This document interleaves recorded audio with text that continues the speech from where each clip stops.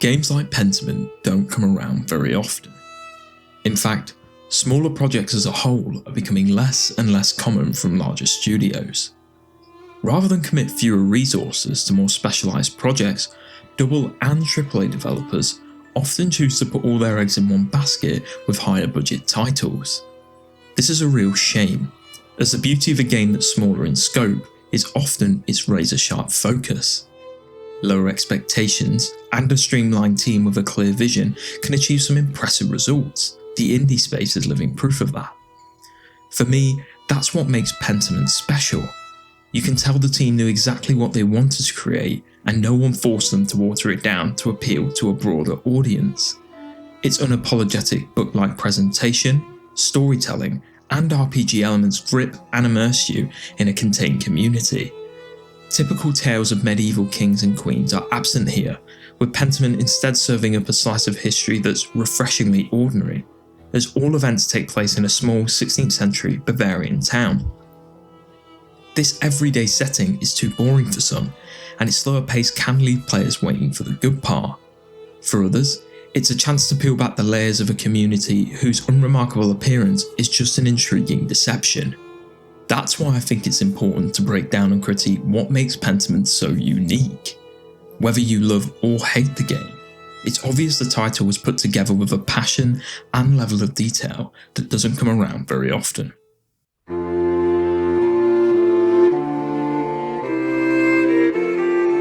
Saying that a game is not for everyone can seem like a pretty mundane and obvious observation. After all, that statement can be applied to almost any title in some way or another. In the context of games made by AAA or larger studios though, I actually think the phrase has a lot of merit and should be seen as a compliment. The indie space is filled with pioneering developers constantly pushing the limits of creativity. Their independence may mean less resources, but it does allow for an uncompromising execution of their vision when putting a game together. That freedom is priceless. Pressure from investors and economic expectations oftentimes mean ideas in larger studios get watered down to appeal to mass audiences. As we've seen over recent years, bigger certainly doesn't mean better, and sometimes a game being heralded as not for everyone is required for a title to fulfill its potential and original vision. From first appearances, it's easy to assume Pentiment is an indie, as the DNA is definitely there. It's an unapologetically niche offering that was never going to bring in sky-high revenue. Obsidian, a studio made up of hundreds of employees, greenlit the project anyway. In my eyes, that deserves credit, even if it was only the result of the Microsoft acquisition and made for Game Pass. So, what are these barriers that cause some people to dislike Pentiment immediately? Well, the game is effectively a book, and you know what that means.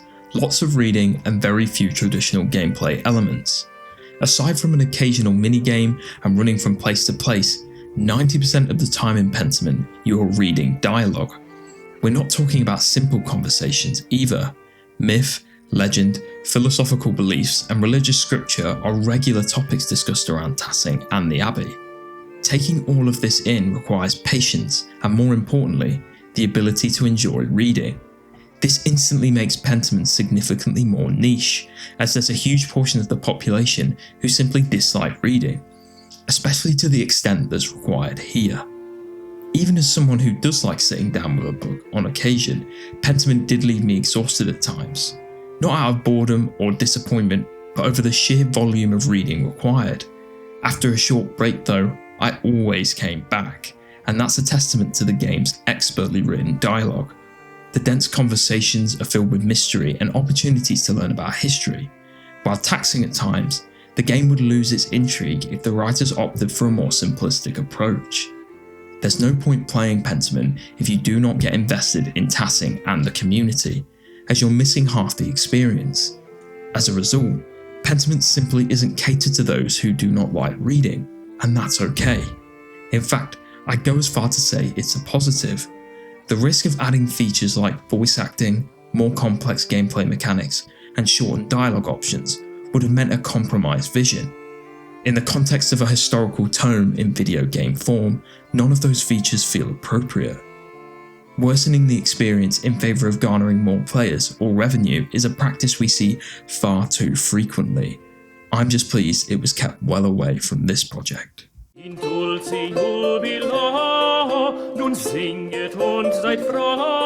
Art style is a divisive topic in video games, particularly when it comes to the importance placed on visual fidelity.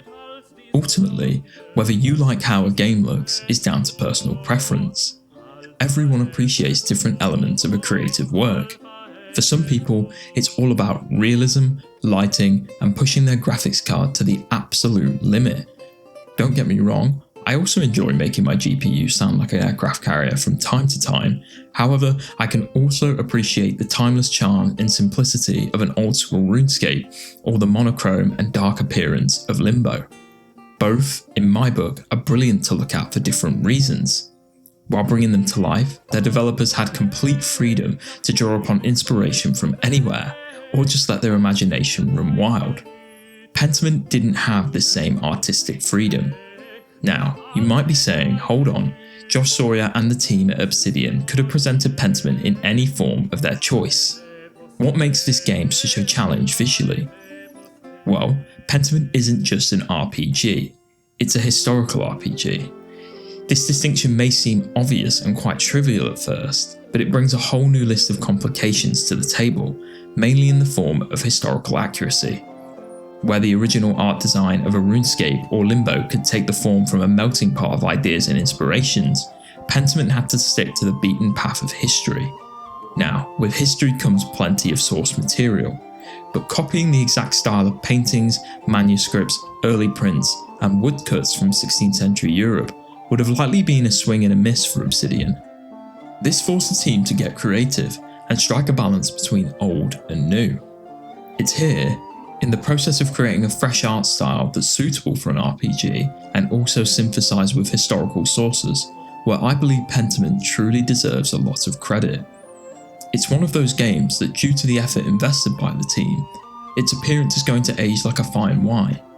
You can immediately recognise that historical sources were analysed deeply, with the team identifying what made them special and distinguishable. The essence of these old art styles was clearly bottled and then infused into what we see in Pentiment today.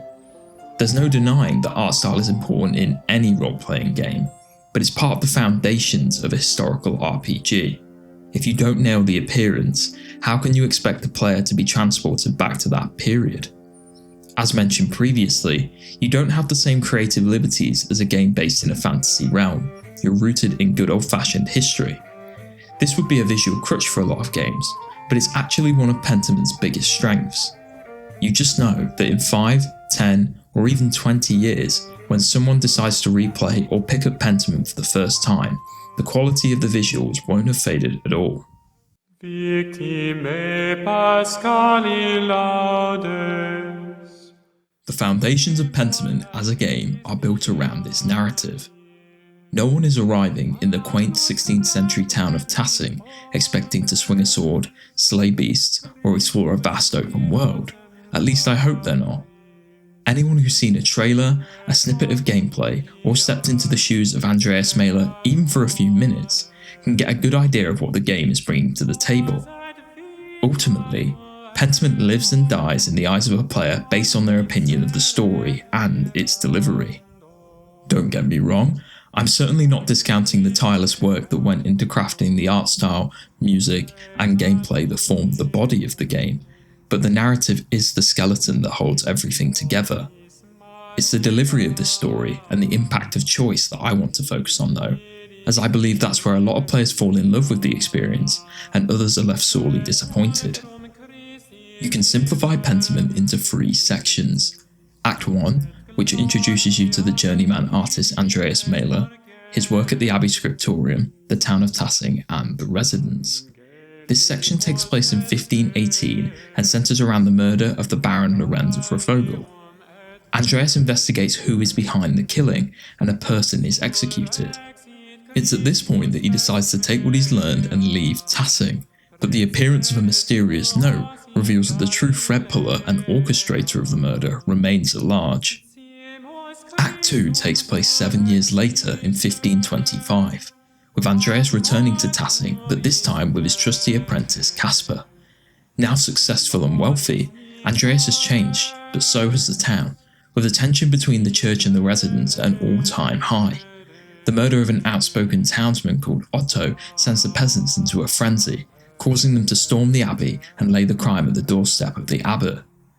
Andreas is once again tasked with finding the culprit and runs into more mysterious notes, all written to coerce people to kill.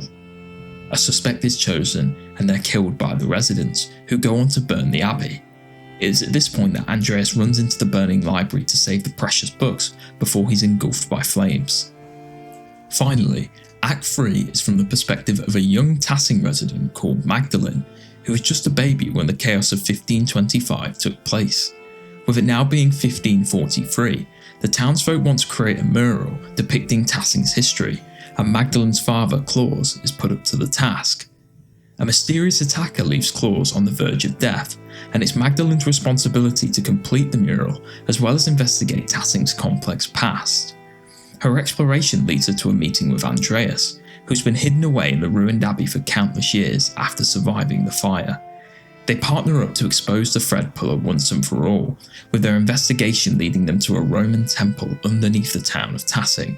There, they discover that a member of the clergy, Father Thomas, has been orchestrating the murders to hide Tassing's true past, which directly contradicts the Christian history preached by the church.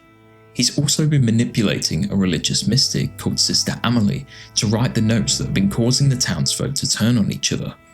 After being confronted, Thomas caves in the old temple with himself inside, forcing Magdalene, Andreas and Sister Amelie to escape. It's then up to you to decide whether to share the truth of Tassing's pagan past or keep it under wraps from the residents. In the end, Claus passes away, Magdalene leaves to make a new life in Prague, and Andreas settles in Tassing. On the surface, the main story of Pentiment may seem rather unremarkable to anyone who has just heard that rundown and hasn't stepped foot in Tassing. A set of murders and a Christian cover-up are certainly interesting, but they're not enough to warrant the stellar reviews the game has received since its launch. Not only that, while Andreas is a strong character who develops throughout the acts, he's not the most compelling aspect of the story. Don't get me wrong, he does his job, but I don't think he carries the narrative on his back. What Andreas is though, is a lens into the lives of the people that surround him, who are far more integral to the story than he is. As anyone who has played Pentiment will know, the summary I've just read may cover the main narrative, but it may as well have excluded half the game. The secrets of the residents, church, and setting are truly what makes Pentiment special, and you'll never find them with a surface level playthrough.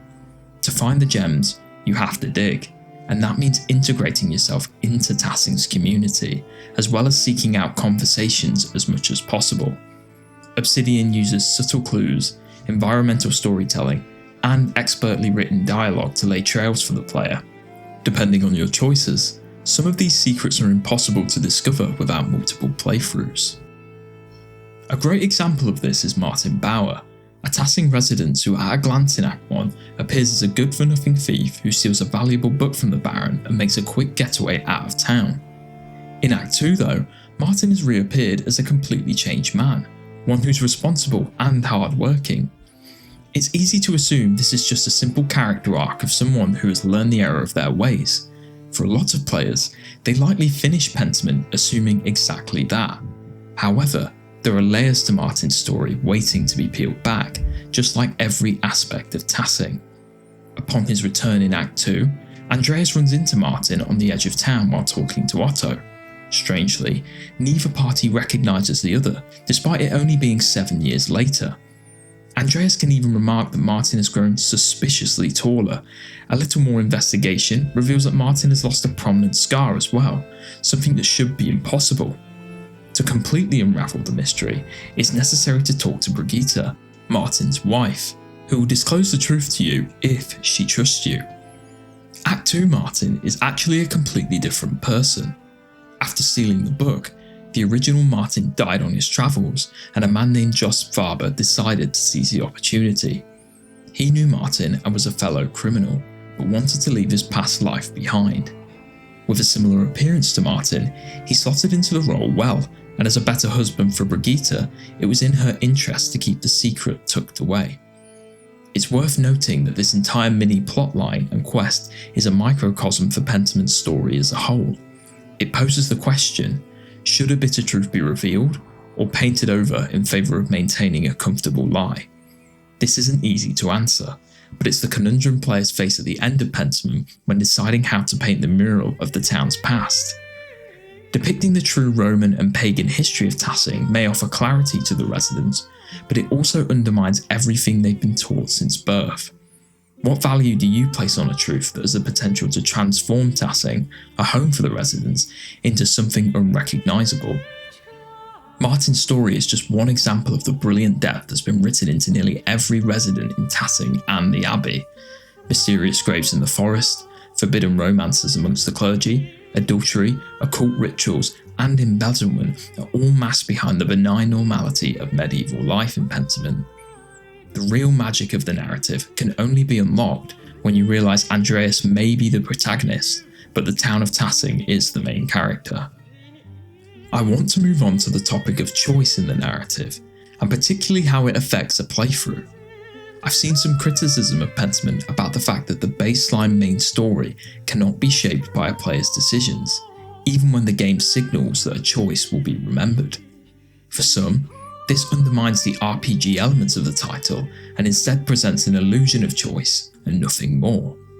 This is a major flaw for some players, and enough to leave some of them disappointed over the lack of control they have over Andreas' destiny. That's what RPGs are for, right? Role-playing a character in a world where your decisions have branching outcomes for the protagonist. Well, Pentiment bucks the trend slightly, instead inflicting the consequences of your actions on those around you. Andreas may be on a set path, but the townsfolk and his companions are at the mercy of his choices. Casper, Andreas' plucky apprentice, illustrates this perfectly throughout Act 2. During their time in Tassing, Andreas has given several opportunities to praise his understudy or put him down with disciplinary remarks. It's easy to see this as a simple decision. Why wouldn't you be nice to a young lad attempting to gain your expertise and wisdom? Well, praising Casper is remembered, and it builds up a relationship and affection between the apprentice and his master. Before the revolt, Andreas is given the chance to persuade Casper to leave before the situation gets dangerous. If you've been kind, your actions are repaid with loyalty by Casper, who refuses to flee. This also results in Casper's death, with the brave apprentice running into the fire and saving Andreas. On the other side of the coin, those who chose emotionless interactions with Casper are given the opportunity to save him, as no friendship has formed. Ultimately though, whether Casper stays or goes, Andreas will always survive the fire. And that's where the frustration lies for some players. It's the perfect example of how choice is handled in Pentiment and its divisive design. Your actions are like a ripple effect on those around you, but your course in the story can never be changed. To round off, I think it's important to reflect on an aspect of Pentiment's story that often gets overlooked, and that's the memory palace. Mental health and a protagonist's difficulty dealing with their internal thoughts are often seamlessly written into the dialogue of a game. Aided by the emotional weight of a strong voice acting performance, this is a tried and true method that is incredibly effective. But what do you do when you don't have the help of the spoken word to convey emotion? Well, it's certainly possible to deliver a great experience through the art of words themselves, but in Pentiment's case, it was an opportunity to get creative. The Memory Palace is a location in-game where Andreas travels when he goes to sleep or gets lost in his thoughts. It's not somewhere a player visits often, but when you are there, it reflects Andreas' state of mind and the thoughts he's struggling to grapple with. It's set up as an important location in Act 1, as it's actually the very first place you visit as Andreas. The checkered floored throne room is inhabited by Prester John, St. Grobian, Beatrice and Socrates. These figures all represent different aspects of Andreas' personality and help him debate his internal thoughts. Each one offers wisdom to Andreas in equal parts, and the presence of all of them is significant.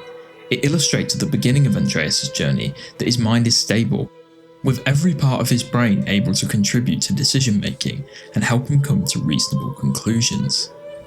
This quickly shifts in Act 2, where the death of his son and the unrest in Tassing has taken its toll. Upon his return to the Memory Palace, both Socrates and Prester John have disappeared, leaving Beatrice, who has transformed into Melancholia. The once perfect throne room is now in ruins, with a burning city dominating the landscape. This shift represents Andreas' inability to move past the death of his son and his hatred for himself. There are no debates to form logical conclusions in Andreas' mind anymore, only negativity and sadness. It's only in Act 3, while wandering through the labyrinth, that Andreas can finally escape his melancholic prison. He learns that he must forgive himself to escape, and it's only then that the anguish of losing his child fades away. Creating a location in which Andreas' emotional battles and mental health can be visualised adds so much weight to the story. It's a timeline of his progression as a character, and such a creative way of portraying the shackles that depression and sadness can have on someone's mind. Yes, Andreas' struggles could have all been delivered through dialogue alone, but by making his mind a location a player can visit, you can truly feel how much pain he's in. In a game that's constantly focused on the chaos around Andreas, the Memory Palace is a deeply personal location that truly makes Andreas feel human and relatable. As an overall package, there's something very special about the way Pentiment presents its story. By its very nature of being a book in game form, it requires your full attention if you want to get the most out of it. I don't think it's an experience that works if you're on autopilot or just going through the motions. You have to engross yourself in the community of Tassing, and as it's not a tale of kings, queens, or deception at court, the lower stakes story won't be for everyone. For others, it's a chance to glimpse a perspective in history that's often overlooked, an everyday community. The secrets and struggles of Andreas, the townsfolk, and those living at the Abbey may not be earth-shattering, but they're deeply personal and human. Witnessing the Gertners struggle to afford food, claws slowly deteriorate after being attacked, or the manipulation of Sister Amelie are all perfect examples of the emotional weight packed into Pentiment. Through the 25 years that the game spans, you develop a connection with these people and their hardships. This is especially true when the narrative forces you to make moral decisions in scenarios where what's right and wrong is clouded in ambiguity. Seeing how your actions affect the daily lives of the townsfolk and often their fate sticks with you well after the credits have rolled. For me, that's one of the signs of a great story.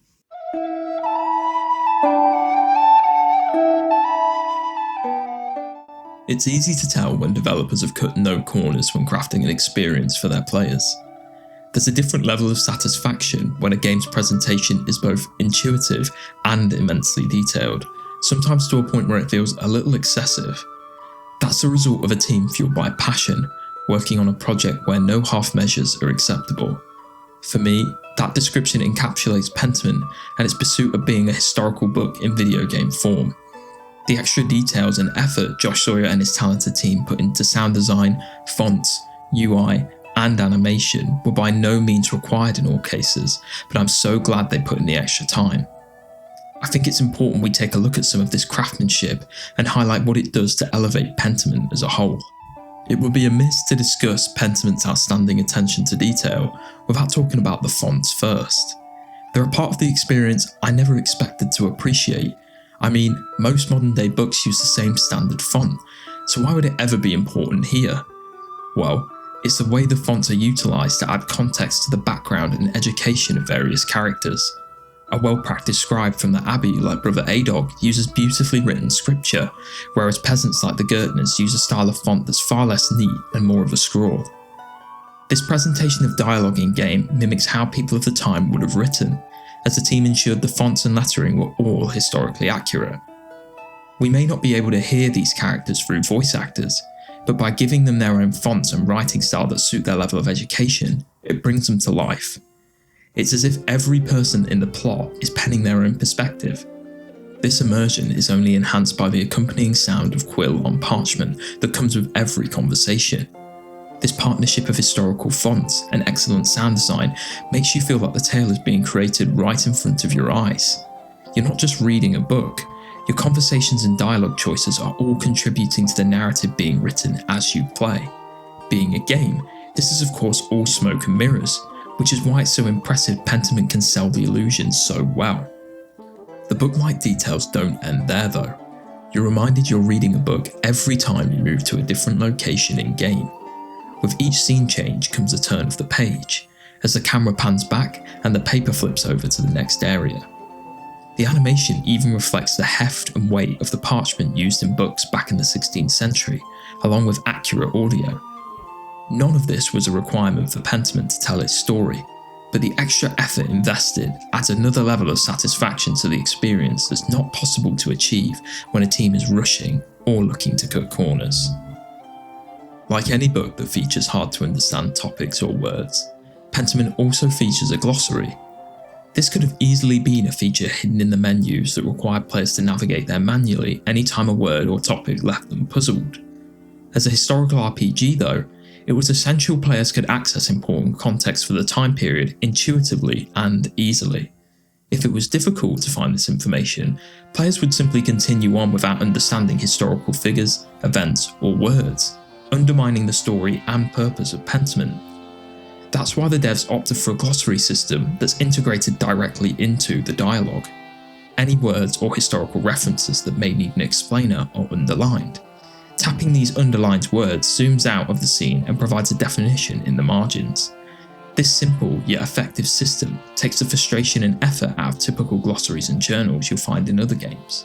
It's another feature I didn't know I'd appreciate, but without it, I know I would have struggled to understand a lot of the historical and religious context that's key to the story. I think the previous thought sums up this whole section about details and extra touches in Pentiment pretty well. They're all features I didn't know I needed until I experienced them. In an alternate universe, Pentiment could have been released without everything we've just discussed and probably still been a solid game.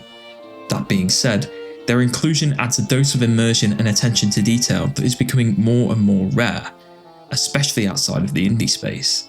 To me, that made it a pretty special experience.